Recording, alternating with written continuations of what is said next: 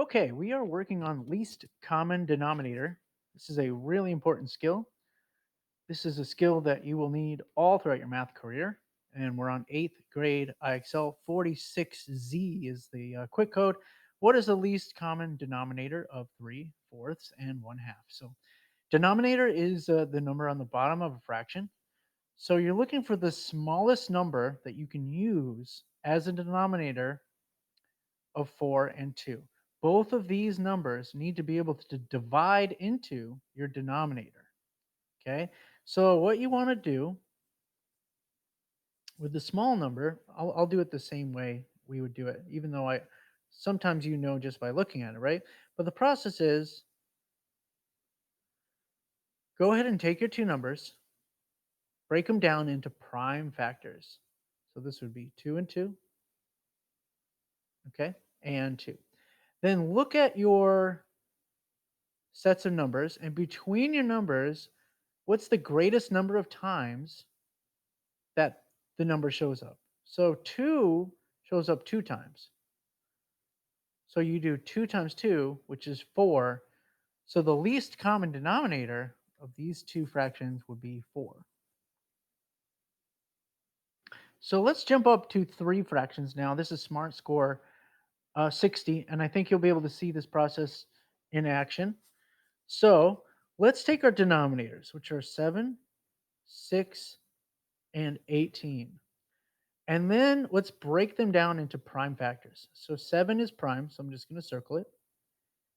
6 is 3 and 2. Those are prime. And 18 is 9 and 2, and then 3 and 3. Okay? So between these, the greatest number of times that 7 appears is once. Between these two numbers, the greatest number of times that 2 appears is once. And between these two, the greatest number of times that 3 appears is twice. So now if we multiply these, we'll get our least common denominator. So 2 times 2, or excuse me, 7 times 2 is 14. 14 times 3 is 42. And 42 times 3 is 126. Okay, so your least common denominator of those three numbers is 126. Okay, when you hit the 85 for your smart score, you're going to have four fractions now. Okay, so let's do this here. We have 20, 8, 12, and 4. We're going to break them down into prime factors. Remember, just pick any two numbers that multiply. It doesn't really matter. I'll pick 5 and 4. 5 times 4. This is a prime number, so I circle it. And this one is 2 times 2. Okay. 8 is 4 times 2. And 4 is 2 times 2. Okay. 6 times 2 is 12. That's prime. And then 3 times 2 is 6. 2 times 2 is 4. Okay. Now let's go through here. 5. What's the greatest number of times that 5 appears? It's only one time, right? So 5. What's the greatest number of times that 2 appears? It looks like it appears 3 times here. So I'm going to write three twos. 1, 2, 3. All right. What is the greatest number of times 3 appears? It's only once. And that's it for unique factors, right? No other numbers. So 5 times 2 is 10. 10 times 2 is 20. 20 times 2 is 40. And 40 times 3 is 120. So your greatest common denominator of those fractions is 120. I see what's going on here. We've got the task of writing these as equivalent fractions using the least common denominator. Okay, so first we need the least common denominator. So let's write our numbers down.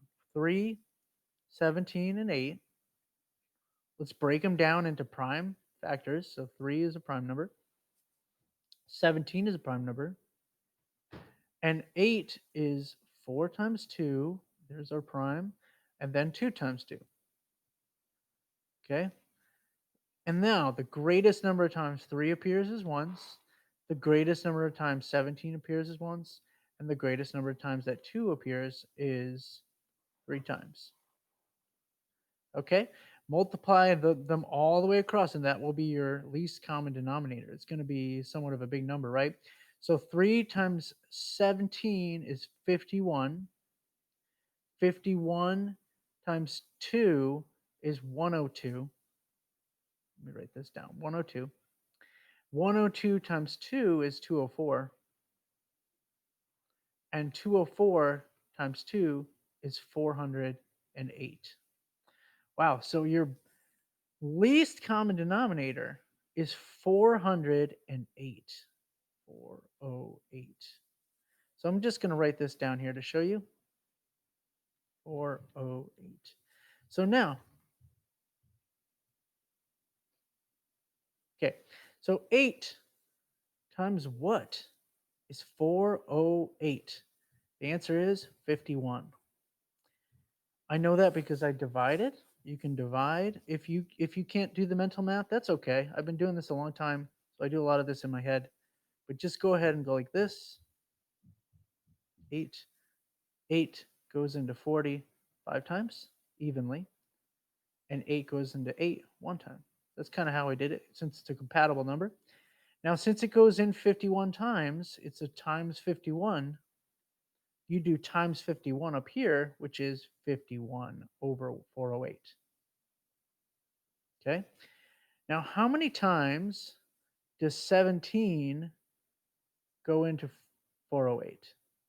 So that I don't know if I could do in my head. So 3 times would be 51. That would be too much. 2 times would be 34. And there'd be 6 remaining. And 6 remaining. So 17 goes into 68 4 times. So it would be 24. So since 17 times 24 is 408, 2 times 24 is 48. Okay. And then 3 goes into 408. Let's see, one time there, 1 remaining, 3 with 1 remaining, and 6. 136 times. So since it's times 136, and let's just double check that. That would be 390 and 18. Yep, so 408. And we're going to multiply the top by 136 now, which gives us 136. Let's type all of our answers in here. We have 51 408s. We have 48 48 408s. And we have 136 408s. That is our final answer.